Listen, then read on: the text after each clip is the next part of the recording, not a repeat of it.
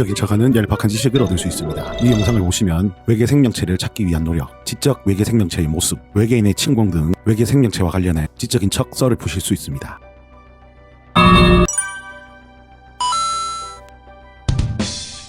지금 이 영상을 보고 있으신 여러분, 심정어택을 하는 판다를 비롯해 수많은 생명체는 지구라는 별을 타고 함께 우주를 여행하고 있습니다. 태양계가 형성된 이후 약 10억 년의 시간이 흐른 뒤 지구별에 생명체에 탑승하기 시작했고, 우주를 조금 이해하는 지적인 생명체, 인간이 지구라는 별에 탑승하기까지는 그 이후 30억 년이 더 필요했습니다. 지구별 로켓은 우리 은하의 중심에서 26,000광년 떨어진 한 나선팔, 오온자리 팔에서 다른 나선팔 사이를 지나고 있는 태양계의 세 번째 별입니다. 우리 은하에만 태양처럼 빛을 내는 항성이 1000억 개에서 4천억 개로 추정되며, 그 주위를 공전하는 우리 지구와 같은 행성이 1000억 개 이상 있을 것으로 추정됩니다. 우리가 관측한 우주에는 약 2조 개의 은하가 있을 것으로 추정하지만, 우주가 워낙 광활하고 우리 인류의 과학기술 부족으로 아직 지구별 너머 생명체는 발견하지 못했습니다. 칼 세이건의 SF 소설 컨택트의 대사처럼 이 광활한 우주에 우리 지구별에만 생명체가 탑승하고 있다면 공간의 낭비인지도 모르겠습니다. 심해 열수 분출공, 여러 극한의 환경에서 발견되는 여러 고세균의 생존력에서 그 실마리를 찾아 생명체 존재 조건을 에너지, 유기화합물, 액체 상태의 물로 단순화해 우리 태양계에도 금성, 화성, 목성의 위성 유로파, 가니메데,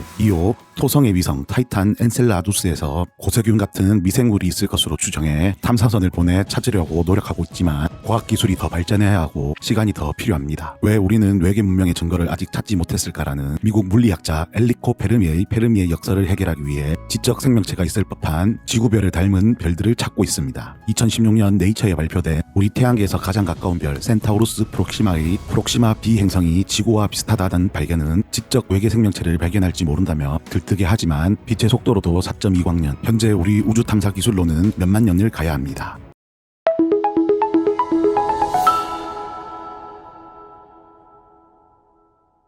우리가 빛의 속도로 갈 수 없다면 좋게 포장해 아인슈타인의 사고 실험처럼 지구별에서 상상으로 지적 외계 생명체의 모습을 상상할 수 있습니다. 만화영화 아기 공룡 둘리에서 사람과 비슷한 도우너일 수 있고, 꼴뚜기 왕자일 수 있고, 영화 E.T.에 배 나온 E.T. 등 다양하게 상상할 수 있지만, 우주의 기본적인 힘, 중력과 생명체의 보편적인 질서와 규칙을 알 수 있는 진화를 바탕으로 지적 외계 생명체 모습을 상상해보는 것도 우주 탐사 못지않게 재미입니다. 우선 두 개의 눈을 가지고 있을 확률이 높습니다. 우리 주변의 생명체들이 모습은 제각각이지만 대부분 눈은 두 개입니다. 눈이 하나라면 원근감을 가질 수 없어 생존에 불리할 것이며, 세 개면 에너지를 더 소모하니 딱 두 개가 최적이라 할 수 있습니다. 생존 환경이 완전히 다른 인간과 문어의 눈은 세부적인 차이는 있으나 기본적 구조는 같습니다. 서로 독립적으로 진화했으나 생존에 유리하도록 비슷한 형태의 기관이나 기능을 갖는 수렴 진화의 결과입니다. 바다와 같은 물속에 살기보다 인간처럼 지상에 살고 있을 가능성이 높습니다. 높은 지능으로 인간 못지않게 다양한 언어로 의사소통하는 똑똑한 돌고래가 풍족하고 안락한 바다에 만족했듯, 바다밖 극심한 환경 변화를 이기며 생존하기 위해 도구와 과학기술을 발달시켜야 하는 지상에서 지적 생명체가 있을 확률이 높습니다. 그들이 사는 행성 표면의 중력도 지구와 비슷할 것입니다. 표면 중력이 지구보다 훨씬 크면 그만큼 많은 물 분자가 행성 표면에 붙어있어 영화 인터스텔라의 밀러 행성처럼 행성이 온통 바다로 이루어져 있을 것이며, 표면 중력이 지구보다 훨씬 작으면 물 분자가 손쉽게 행성에서 탈출해 화성처럼 행성 전체가 사막이 될 가능성이 높습니다. 지적 외계인들의 몸 크기도 우리와 비슷할 것입니다. 쥐처럼 너무 작으며 정보 처리에 충분한 큰 뇌를 가질 수 없고, 공룡처럼 너무 커버리며 중력에 의한 에너지 소모가 너무 커 뇌에 많은 에너지를 공급하는 것이 비효율적일 것입니다. 혼자서는 과학기술 문명을 만들 수 없으니 지적 생명체 간 의사소통을 위해 소리를 이용할 가능성이 높고, 그러면 귀가 있을 것입니다. 귀가 하나면 소리 방향에 대한 정보를 얻기 어려우니 두 개일 것이고, 세 개는 에너지 낭비입니다. 이들 역시 빛의 후손이라 빛 에너지를 변환한 영양분인 음식을 섭취하며 살아갈 것이며, 안전한 음식 섭취를 위해 냄새를 맡아야 하고 호흡을 통한 기체 교환을 위한 코도 있을 것으로 추정됩니다. 다리도 너무 많으면 에너지 낭비라 균형 잡힌 보행을 위해 4개가 최적이며, 정교한 도구를 만들며 과학기술을 발전시키기 위해서는 우리 인간처럼 이족 보행을 하며 정교한 손을 사용할 것 같습니다. 손가락 역시 일단 무언가를 잡을 수 있어야 하니 2개 이상일 것이며, 너무 많으면 에너지 낭비니 적당히 있을 것 같습니다. 즉 우리 지구별과 유사한 환경의 별에서 인간과 많은 유사점이 있는 모습의 지적 생명체가 우주 어딘가에 살고 있을 것이며, 그들도 그들의 별을 타고 우주 여행을 하며 우리를 찾으려 노력하고 있을 것입니다.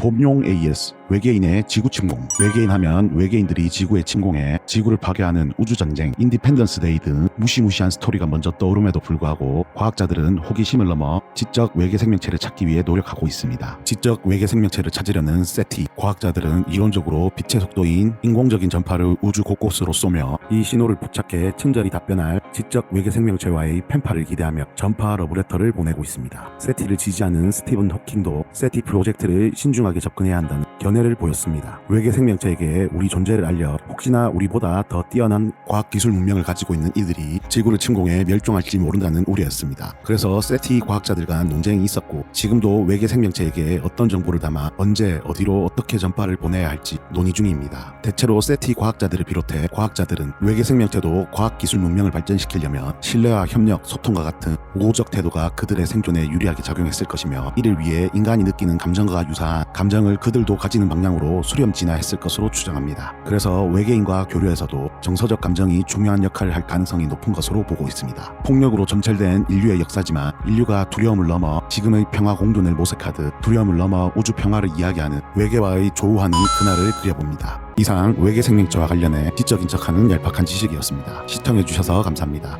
영상이 유익하셨다면 영상 만드는 동기, 다음 이야기를 위해 구독 꼭 부탁드립니다. 좋아요도요.